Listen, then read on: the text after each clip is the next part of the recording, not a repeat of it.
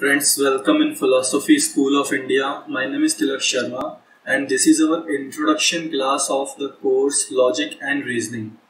In this class we will learn what is reasoning, what is logic, types of logic and why should we study logic. Okay. So logic के बारे में जानने से पहले थोड़ा जानना important है what is reasoning. Okay. So what is reasoning? Reasoning is giving reasons for our thoughts and conclusions. Okay, reasoning is giving reason for our thoughts and conclusions. Reasoning is a mental process in which we understand what is unknown from what is known. Okay, when we reason, we support our claims or conclusions. When we reason, we support.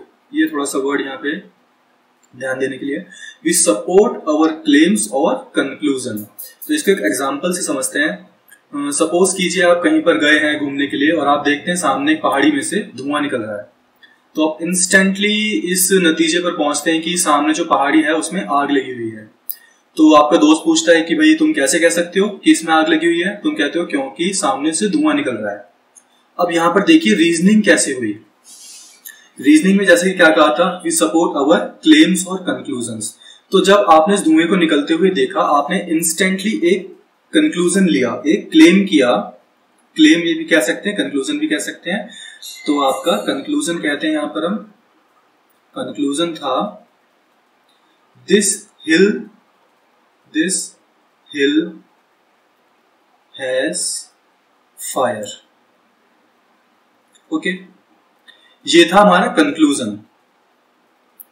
ठीक है, ये हमारा था claim या thought भी कह सकते हैं क्योंकि हमने सोचा उस वक्त के लिए, है ना, इसे थॉट भी कह सकते हैं. तो फिर अब हमें इसके लिए रीजन देना है. ये हमारा जो कंक्लूजन है, अब हमें बताना है कि हम ऐसा क्यों सोचते हैं, क्या कारण है ऐसा कहने का. तो हम कहेंगे whenever there is fire, okay, there is smoke.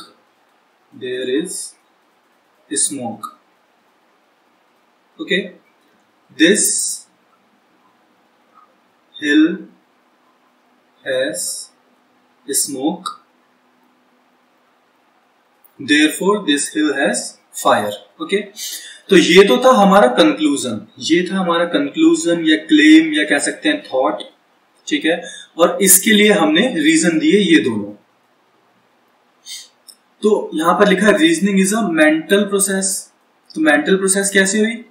क्योंकि हमने यहां तक तो सिर्फ सोचा था. हमने ये जो जितनी भी प्रोसेस थी हमारे दिमाग में हुई थी कि अच्छा इसमें से धुआं निकल रहा है तो यानी कि इसमें आग लगी हुई है. ये यहां तक तो मेंटल प्रोसेस थी. ओके, लेकिन जब हमने इसके लिए रीजन देना शुरू किए तब ये रीजनिंग बनी, क्योंकि अब हम इसके लिए रीजन कर रहे हैं. ऐसा क्यों हुआ या ऐसा कैसे हो सकता है. इन शॉर्ट हम कह सकते हैं अगर आपसे किसी ने ये बात नहीं भी पूछी होती, सपोज दैट आपके दोस्त ने ये बात आपसे नहीं भी पूछी होती, तब भी आप अपने ब्रेन में रीजन करते, कारण पूछते. पहले हमने देखा धुआं था, फिर हमने कारण पूछा कि धुआं क्यों निकल रहा है. तो फिर हमें याद आया कि जहां कहीं भी आग होती है वहां धुआं जरूर होता है. इस पहाड़ी में से धुआं निकल रहा है इसलिए इस पहाड़ी में आग है. ओके, तो यहां पर मैं एक बात और कहना चाहूंगा कि यहां पर लिखा है रीजनिंग इज मेंटल प्रोसेस. ठीक है, all reasoning is thinking but all thinking is not reasoning. All reasoning is thinking कैसे? जैसे कि आपने यहां पर देखा तो आपने कंक्लूड किया कि ये आग लगी है. सपोज दैट कि आप अगर से मुझसे मिलने आए, ठीक है, तो आप देखते मेरे घर के बाहर ताला लगा हुआ है, तो आपको इसमें फर्दर रिसर्च करने की जरूरत नहीं पड़ेगी. आप इंस्टेंटली इस कंक्लूजन पर पहुंच जाएंगे कि मैं घर पर नहीं हूं. ये भी मेंटल प्रोसेस थी. आपने इसके लिए कोई मैथ्स तो नहीं की, कोई मैथ्स की जरूरत नहीं थी. ये सिर्फ मेंटल प्रोसेस थी कि मैं घर पे नहीं हूं. ठीक है, ये एक थिंकिंग थी. लेकिन हर थिंकिंग रीजनिंग इसलिए नहीं हो सकती. सपोज दैट आप बैठ के अपने वेकेशंस के बारे में सोच रहे हैं और सोचो कि हम रीजनिंग कर रहे हैं, तो ऐसा नहीं हो सकता. ठीक है, so all reasoning is thinking but all thinking is not reasoning. देखिए, अगर कुछ भी थोड़ा सा भी आपको कंफ्यूजन है, थोड़ा सा भी आपको लग रहा है कि समझने में दिक्कत है, तो प्लीज मुझे कमेंट बॉक्स में बताइए. नेक्स्ट वीडियो में उस पार्ट को, उस टॉपिक को और अच्छे से एलैबोरेट करने की कोशिश करूंगा. ओके, तो रीजनिंग समझ में आ गया. अब हम देखते हैं कि लॉजिक क्या है. What is logic? So logic is a Greek word logos. Logos से बना है लॉजिक. ठीक है, तो इसका मतलब होता है रीजन या वर्ड या कॉजेज या फिर किसी चीज को समझना एक्सेट्रा. तो लॉजिक क्या है? Logic is the study of methods and principles. किस चीज की स्टडी? Methods and principles. और ये मेथड्स एंड प्रिंसिपल्स क्या करते हैं? Distinguish correct reasoning from incorrect one. ठीक है, लॉजिक क्या है? लॉजिक एक स्टडी है किस चीज की? Methods and principles. और ये मेथड्स एंड प्रिंसिपल्स क्या करते हैं? अलग करते हैं करेक्ट रीजनिंग को इनकरेक्ट रीजनिंग से। ठीक है, logic is use to test, यहां पे देखिए, test the correctness of argument. ठीक है, आर्ग्यूमेंट क्या है ये अभी हम समझेंगे। Test the correctness of argument, जैसे कि हमने रीजन किया था ना, यहां पर हमने जो देखा कि ये हमने एक स्ट्रक्चर क्रिएट किया, ये एक आर्ग्यूमेंट बना, ये हमारा कंक्लूजन है और ये दो प्रेमिसेस हैं। इसके बारे में डिटेल से हम आगे समझेंगे। इन शॉर्ट ये एक तरह का ये एक आर्ग्यूमेंट है, standard form argument. Okay, test the correctness of argument. Logic don't teach us how to reason, it teaches how to reason correctly. अब यहां पे बात आती है जी कि लॉजिक और रीजनिंग में फर्क तो हमें समझ आ गया कि जी रीजनिंग होती है मेंटल प्रोसेस और लॉजिक है उस चीज को समझना। अब लॉजिक क्या करता है कि हमने जो यहाँ पे ये एक आर्ग्यूमेंट बनाया था। ठीक है, हमने कहा कि जी अगर हम मेंटल प्रोसेस तक तो ठीक था, जब तक हम खुद सोच रहे हैं तब तक तो ठीक था। जब हमने किसी और को ये बात कही या कोई बंदा हमसे ये बात बोल रहा है, कोई दूसरा इंसान हमसे बात बोल रहा है, this hill has fire, there is smoke, there is, है ना, ये पूरा आर्ग्यूमेंट उसने बोला। तो अब हम कैसे चेक करेंगे कि भैया ये वैलिड है या इनवैलिड है? कई बार क्या होता है कि बातों में भी उलझा करके या एक चीजों को एक स्ट्रक्चर में रख करके अपनी बात मनवाने की कोशिश की जाती है।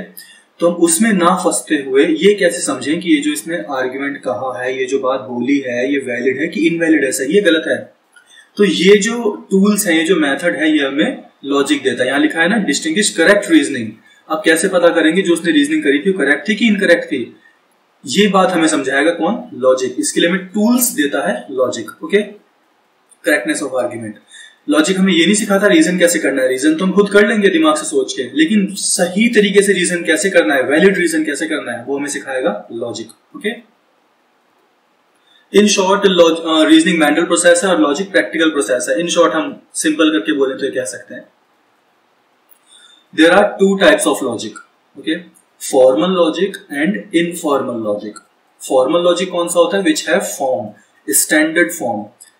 जिस भी लॉजिक की फॉर्म्स होती हैं, जैसे कि सपोज हमने सबसे पहले एक कंक्लूजन लिया था, जैसे कि हमने यहाँ पे देखा था कि ये कंक्लूजन है और ये दो प्रेमिसेस हैं। तो स्टैंडर्ड फॉर्म लॉजिक में कैसा होता है कि हम ये जो अपने प्रेमिसेस थी इनको पहले लिखते हैं premise 1, okay, premise 1, premise 2, premise in the sense propositions, जो हम बात बोल रहे हैं वो प्रपोजिशंस हैं, उनको हम लॉजिक लैंग्वेज में प्रेमिस कहते हैं इन शॉर्ट, है ना। और यहां पे ये हुआ कंक्लूजन। ठीक है, ये एक स्टैंडर्ड फॉर्म आर्ग्यूमेंट है, इसकी एक फॉर्म है। प्रेमिस 1 हमने जो बात बोली थी, या स्टेटमेंट या प्रोपोजिशन जो भी आप कहना चाहें, प्रेमिस 2 और ये कंक्लूजन, ये एक फॉर्म में है। ओके, ये एक फॉर्मल लॉजिक हुआ। और इनफॉर्मल लॉजिक में क्या होता है? नॉट नेसेसरीली हैव फॉर्म, जरूरी नहीं कि फॉर्म हो उसकी, वो ऐसे भी हो सकता है सपोज दैट कि हम किसी चीज के बारे में कंक्लूड करने लगते हैं, इसकी फॉर्म नहीं होती, ये सिर्फ होता है।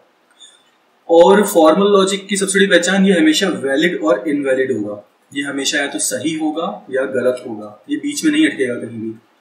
If the premises are true the conclusion has to be true. Okay, अगर प्रेमिसेस सही हैं तो कंक्लूजन सही होना ही पड़ेगा। लेकिन ये जो बात है कई बार डिबेटेबल होती है, तो हम इसको इस तरह से भी कह सकते हैं, if the conclusion follows from the premises, जो हमारा कंक्लूजन है वो प्रेमिसेस से आ रहा है पूरी तरीके से, ठीक है, तो वो कंक्लूजन, वो एक इनफॉर्मल आर्ग्यूमेंट हुआ। और इनफॉर्मल में क्या होता है? इनफॉर्मल हमेशा स्ट्रॉन्ग या वीक होता है, इनफॉर्मल हमेशा स्ट्रॉन्ग या वीक होता है। और इसमें premises are true, the conclusion might be true, ठीक है। और इसको हम ये भी कह सकते हैं कि जो इसमें कंक्लूजन होता है वो पूरी तरीके से फॉलो नहीं करता प्रेमिसेस से। इसको हम एक काम करते हैं, इसको एक एग्जांपल से समझने की कोशिश करते हैं। स्क्रीन वाइट स्क्रीन, एक फॉर्मल लॉजिक का आर्गुमेंट एक लेते हैं, फॉर्मल लॉजिक, ठीक है। फॉर्मल लॉजिक में हमने क्या किया, एक बहुत फेमस है example, all men are mortal, Socrates is a man, therefore Socrates is mortal। ठीक है, हमें इनफॉर्मल लॉजिक और ले लेते हैं, फिर हमें समझने में आसानी होगी। इनफॉर्मल लॉजिक, इनफॉर्मल लॉजिक, ठीक है। सपोज दैट आप कहीं घूमने गए हैं और वहां पर आपने जितने भी लॉयंस देखे, सपोज दैट आप किसी कह सकते हैं किसी नेशनल पार्क वगैरह में, आपने जितने भी लॉयंस देखे सब येलो कलर के थे जैसे होते हैं, तो आपने कहा all lions I have scene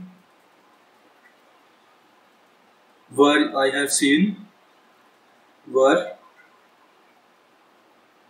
yellow. Okay, so अब यहां पे दो तरह कंक्लूजन निकल सकते हैं। एक तो हमने कहा so all lions are yellow, all lions are yellow. हमने क्या कहा कि भाई अब तक मैंने जितने भी लॉयंस देखे सब येलो कलर के थे, तो भाई सारे ही लॉयंस येलो कलर के हैं। या फिर हम ये भी कह सकते हैं द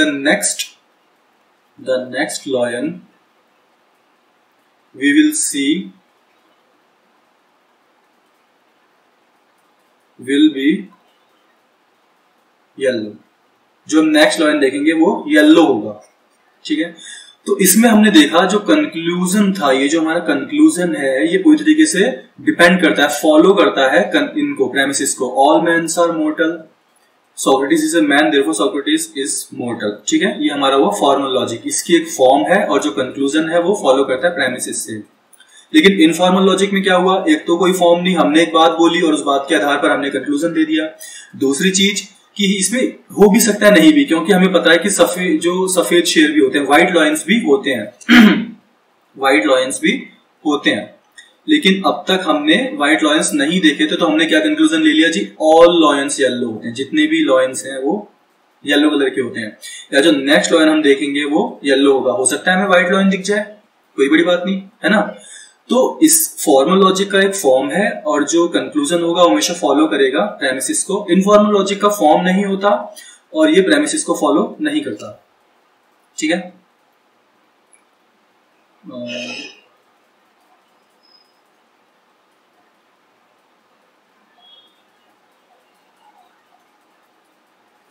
यहां समझ में आ गया। और फॉर्मल लॉजिक हमेशा वैलिड या इनवैलिड होता है और इनफॉर्मल लॉजिक स्ट्रॉन्ग या वीक होता है। वैलिड इनवैलिड तो हो ही नहीं सकता, क्योंकि हमने ऐसी कोई बात बोली नहीं। हम ये स्ट्रॉन्ग होगा या वीक होगा, और ये फर्दर स्ट्रॉन्ग हो सकता है या और वीक हो सकता है, लेकिन वैलिड तो वैलिड है, ना ज्यादा वैलिड हो सकता है ना कम वैलिड हो सकता है, ठीक है। अब आता है कि why should we study logic. भाई हम लॉजिक की स्टडी करें क्यों, हमें समझ में आएगा रीजनिंग क्या होती है, लॉजिक क्या होती है। बात तो आपकी ठीक है, आप पूछोगे कि भाई हम लॉजिक की स्टडी करें क्यों, तो इसका रीजन है it helps in making good arguments. Arguments की जरूरत हमें हमेशा पड़ती है। हम चाहे कहीं पर किसी को कन्विंस करना हो, चाहे फिर हम कहीं पर इंटरव्यू दे रहे हो, हमेशा हम आर्ग्यूमेंट करते हैं। हम चाहे कहीं पर डिबेट कर रहे हो, आज के टाइम में बहुत जरूरत पड़ती है, हम आर्ग्यूमेंट क्रिएट करते हैं। हम किसी कहीं भी बात कर रहे हैं ऑफिशियली, हमें हमेशा एक अच्छा आर्ग्यूमेंट क्रिएट करने की जरूरत होती है जो कि वैलिड हो और इजीली उसे काटा ना जा सके, इजीली उसे कह सकते हैं कि हम उसे डिफेंड ना किया जा सके। हमें एक अच्छा आर्ग्यूमेंट क्रिएट करना होता है।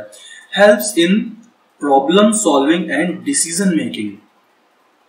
लॉजिक और क्या हमें हेल्प करता है, जब भी हमारे सामने कोई प्रॉब्लम क्रिएट होती है हम उसको बेटर तरीके से समझ पाएं, क्योंकि हमें लॉजिक क्रिटिकल थिंकिंग देता है, ठीक है।